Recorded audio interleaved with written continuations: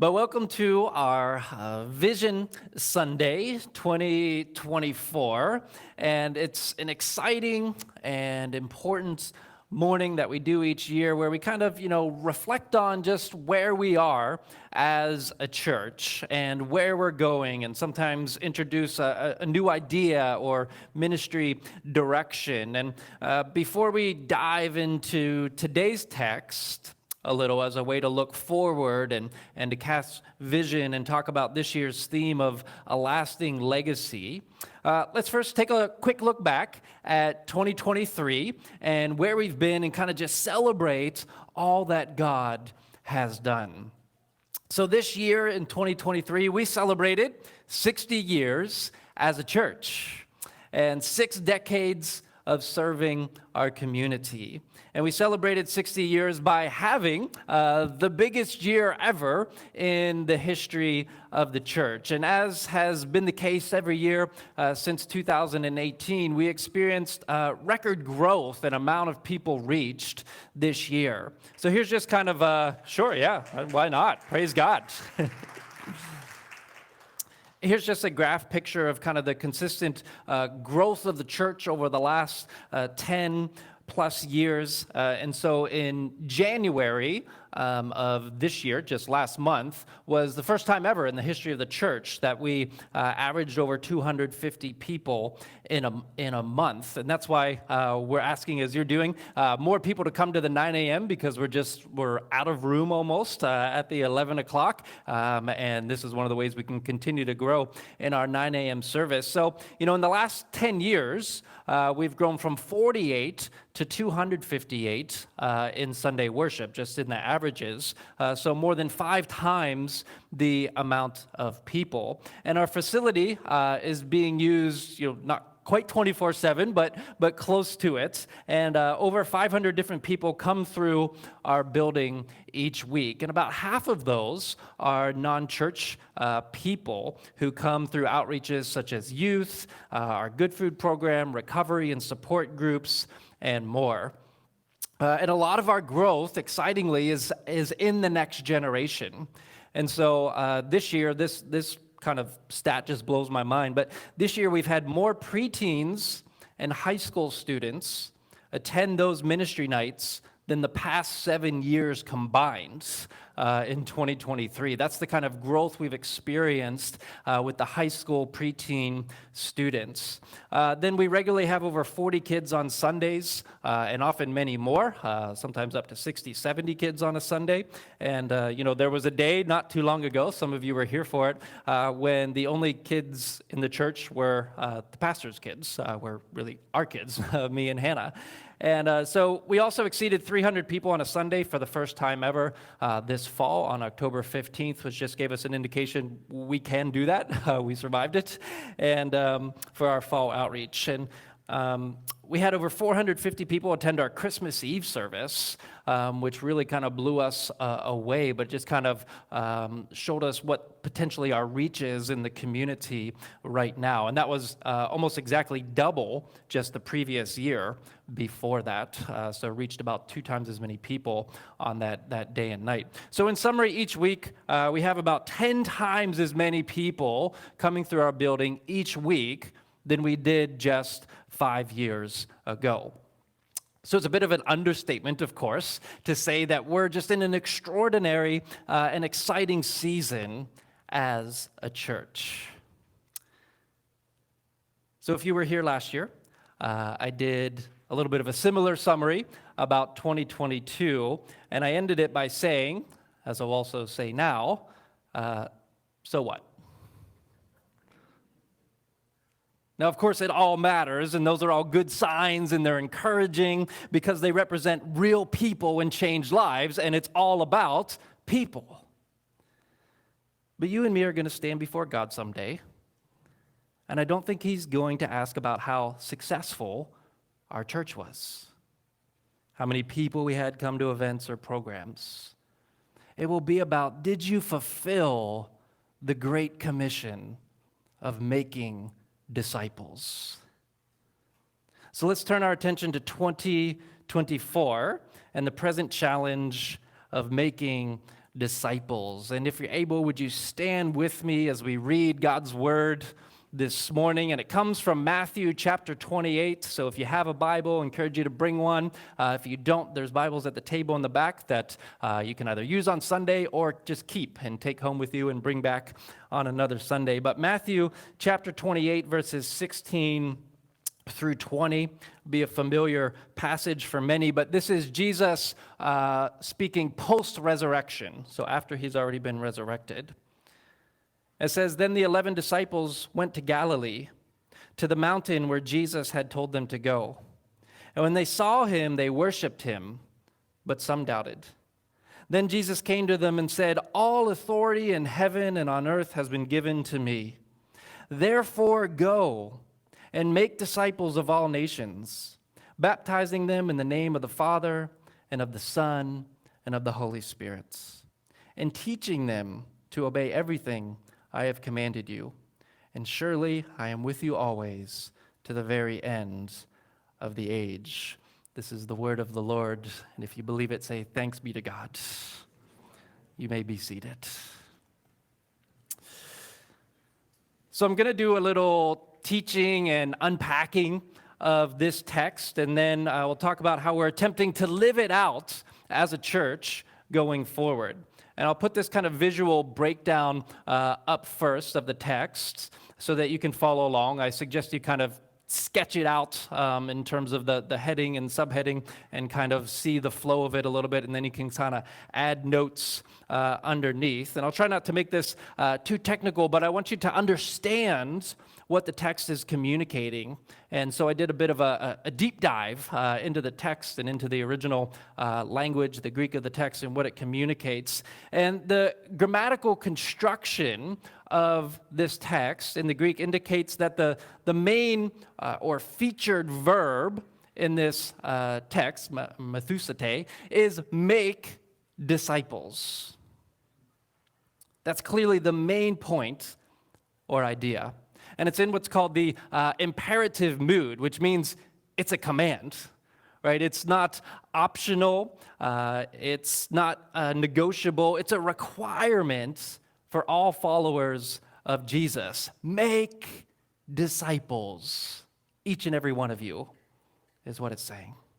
Furthermore, the word go here, despite it kind of appearing first, it's actually kind of in service to make disciples. It sort of piggybacks it and is related to that main imperative command, meaning it must take place the way it's connected in order for that main point to take place, to be carried out. So in other words, it's saying you can't make disciples without the going.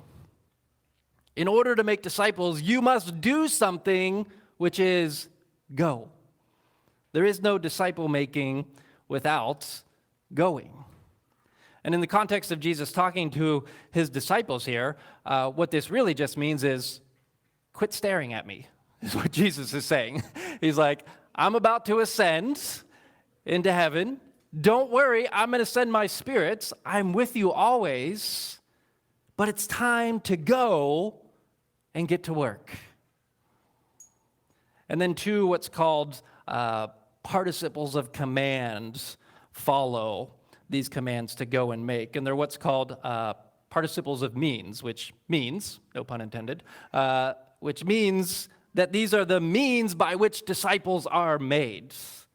So Jesus is saying, how do you go and make disciples? That should be the natural follow-up question. Right? Jesus commands, make disciples and go. And we should say, how am I going to do it, Lord? And then he says, here's the way or means, the two things. Baptizing and teaching. And the word baptize is iterative, just meaning that every time, what it communicates, every time a disciple is made, he or she is to be baptized.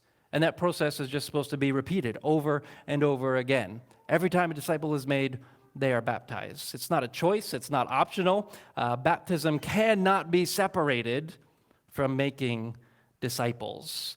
And if you want to be baptized, you just let us know. Or if you want to even just be refreshed in your idea of baptism, you can listen to or take the course that we offer at the church. And then the second way or means of making disciples is teaching. And the tense here is that it's a continual process that is happening, or activity that never ends. So that a disciple is continually being taught. It never ceases. We never stop teaching or learning. We never arrive as disciples. We should always be eager to grow and learn. And this is the very meaning of a disciple, of what it means, that it signifies extreme devotion of a student to his or her teacher, and to the passing on of the ideas of that teacher, meaning basically you become like the teacher. And the teacher here clearly is Jesus, right? Verse 18. All authority in heaven and on earth has been given to me. And so we remain continually his students, and he remains continually our teacher. So that's just a brief unpacking of these very important verses, what's called the Great Commission. And this is why we've worked and are working so hard on this discipleship journey here at Oceanside, which you hopefully received a copy of this morning, and if not, there's some on the back table there. But let me just discuss that process of how we came to this point over the last year. So some of you might remember last year's Vision, well, I'm sure you all remember, last year's Vision Sunday was called Going Deeper in Discipleship. And it was this verse, therefore let us move beyond the elementary teachings about Christ and be taken forward to maturity. And so I said in that message that we were just kind of laying the preliminary vision for how we might go deeper and for developing a more intentional discipleship process. And it was just some ideas at that point that we presented. And I said it likely wouldn't even launch in 2023 because we wanted to take our time and work on it. But this was the verse that was going to drive us and the theme that was going to drive us throughout 2023. And so if you'll remember, we gave the opportunity actually for everyone in the church to provide feedback on how can we go deeper as a church. So both on that Sunday morning and then as well in your life groups. And all that material came in, all that feedback on how you felt we should maybe go deeper as a church. And so what we did is we compiled all that feedback then into a document, and then it was organized kind of topically by some of the themes. Thanks to Aaron, our admin, for doing that. And some certain themes and topics kind of emerged. And then I went on a personal 3-day retreat just to kind of pore over this and pray over those responses as well as input from our staff and attempt to discern, what the Spirit might be saying to our church. And I wrote a first draft of what was at that time called the Oceanside Roadmap. And it was just a draft document at that point. And it was submitted to the staff. And then we took a full day as a staff. And we went off-site, and we kind of just brainstormed more, and we went over this document, and we prayed, and we kind of hashed out a bunch of things. And then based on the feedback and material from that day, I kind of went back to the drawing board and then submitted a revised plan to our team. And, as much as I thought at that point, surely they would say, Joseph, this is perfect. Like, you nailed it. This is great. We see no need for improvement. They actually had a lot more feedback to go, which was all really good. It's really good to work as a team and together. And so the Oceanside journey that you hold in your hands, the OJ, not to be confused with orange juice or OJ Simpson, maybe we'll just call it Oceanside Journey, that's probably safer, is the culmination of a process that took place off and on over a year of prayerful work and discernment. And so I'm not going to go over this in detail. We'll introduce pieces of it over time, but I'll just make a few comments about it. First, I would say, or number one, you might be thinking, this is it? Like, that's all that work? This is all you came up with? And so first I would say it's a lot more than it looks like. And it will literally take years to kind of implement all this and get it off the ground and develop the material and make it consistently available. But it is purposely simple and basic, and we hope doable.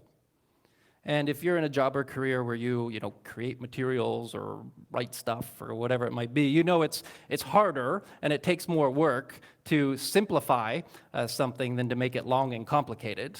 And when we always say on our team that preaching shorter messages is actually harder and takes more time than preaching longer messages, because like a good balsamic reduction, if you're into food like that, you kind of need to sometimes burn off what's unnecessary, right? You heat it down to its best and purest and richest form where, only the best stuff is kind of left, rather than, one of those watery balsamic vinegars. They're really cheap, right? Yeah, you get a lot, but is it really the best to have more? Not necessarily. So we tried to only keep what's essential and what's core and kind of get rid of the excess. And we started with, tons of ideas, but the goal is to create a journey that theoretically we believe everyone in the church could and should engage. Number two, it also keeps us focused on, what's important and helps us make decisions. As we grow and we've sought a lot of advice, we've read a lot of materials from, experts, and as we grow, a real temptation is to just start doing more. But that usually does often more harm than good. So, for example, we get approached almost every week in some way, whether it's an email or something else, an outside organization or inside, with kind of an idea or request of, running this group or this study or this program or this outreach. And the things we could potentially consider doing as a church, they're really just never ending. And they're all great. That's what's so hard. But we can't do everything, right? And more isn't always better. And often, sometimes as a church, you end up with a bunch of random pieces and ministries and stuff, but they don't all kind of lead anywhere. And there's no cohesion between them, and you get spread too thin. And so now we can assess and kind of ask every time, hey, does this fit with our vision and our mission and the plan we've laid out to move toward fully mature disciples of Christ? And then number three, this helps us as a staff and as a church stay focused on what's important, namely Jesus' instructions here on making disciples. So for example, I gave all those really good numbers, right? But we actually saw a decrease in water baptisms in 2023. Now, the caveat is that we had a record number of baptisms in 2022, but still that concerns me a little bit. And then in addition, some of those we did baptize in 2022, we sort of lost, or we just kind of lost touch with them. And that tells me maybe we got too busy with other things and weren't properly being intentional about discipling all the new people and all the new believers that the Lord is bringing and that are coming. And so in order to make this happen, we might have to cut back on some of the things. I'm not sure what those things are yet. We're sort of praying about it. But because we believe that the visioning of the last 2 years, these two phrases that the Lord has given us to go deeper and to solidify a lasting legacy, we really believe that these are from God's hearts for our church, for this season, for this time. And so let's end by looking ahead at this year's phrase and how we can create as a church this lasting legacy.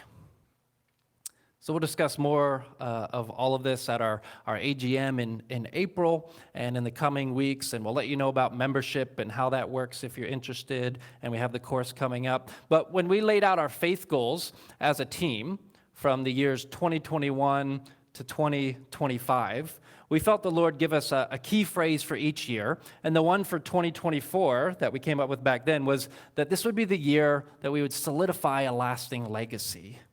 And part of how we defined that was this, that it would be a foundational, spiritual and organizational DNA and stability in place that outlasts the current team, or we could just say the current people, impacting families and generations of worshipers on Vancouver Island. And really, this was honestly the big picture vision, even 9 years ago when Hannah and I came here. For the 50 years prior, this church had always hovered somewhere between 40 and 80 people. And went through, many ups and downs through all those years, honestly, mostly based on who the pastor was or whether or not they had a pastor or a leader in place. And a lot of those years they didn't. And when we came, we said, let's be a part of something that outlasts us, right? Where this church would always be a growing, life-giving, disciple-making church that is constantly reaching and blessing the community no matter who its leaders are. It just becomes baked into the DNA of the church and of everyone who is a part of it. And we hope you will adopt that same vision because it's not about us. Right? It's about leaving a lasting legacy of this church, fulfilling the Great Commission even after you and I are gone, whether we move away or we go to be with the Lord. And that's what our Pave the Way campaign is all about. And there's these booklets back there if you've never looked at one or got one. As it says on the front, this is what it's all about. Pave the way for future generations to know Jesus. This is all about the lasting legacy. And trust me, the last thing in the world I wanted to do was any kind of campaign, right? I don't really want to do this, but I feel compelled to do it because I know it's not about me. It's not about just the current situation. And there's some big dreams and big goals in this document, and all I can ask is, you pray about it and what God might ask you to do to help pave the way. But the amazing news is we basically accomplished our goal for 2023, which is awesome, and raised the amount we had planned. And now we're looking ahead to phase 2 of designated giving to that above our regular giving. And you as a congregation, you've just so beautifully responded to the need and allowed us to continue to reach people, to bless our community, and to make disciples together. Because every time we step out in faith, man, we've just seen this over and over and over again, right? Every time we add some space, or we add another service, or we add a staff member, or every time we do that, we grow. Because when God sees that we're making room, and we're ready, and we're going, and we're doing, He sends the people. And so we're going to move forward in faith and believe that God will continue to respond. And I believe strongly that there has to continue to be a vibrant and Jesus-loving, Bible-believing, disciple-making communities in our area. I mean, it's a responsibility that we have as believers to make sure that exists. And this church, we're all about social outreach and social justice and caring for people in our community, and we have lots of programs that do that. We talk about it a lot, and there's lots of great organizations that do that as well. But we also have a very unique and mandatory calling as a church to integrate that with Christian discipleship. That's what makes us different. That separates us from just a social outreach organization. And that's something we need to invest in so that it's not lost. Because that's eternal stuff. That's big stuff. But here's the great news. We don't have to do any of this on our own. Because in verse 20, Jesus says that He is with us always, right? Even to the very age. He'll never stop being with us. He'll never stop empowering us to make disciples. And that's really good news. I'm glad. Because I'm like, Lord, we can't do this when I think about it, but we can through His Spirit.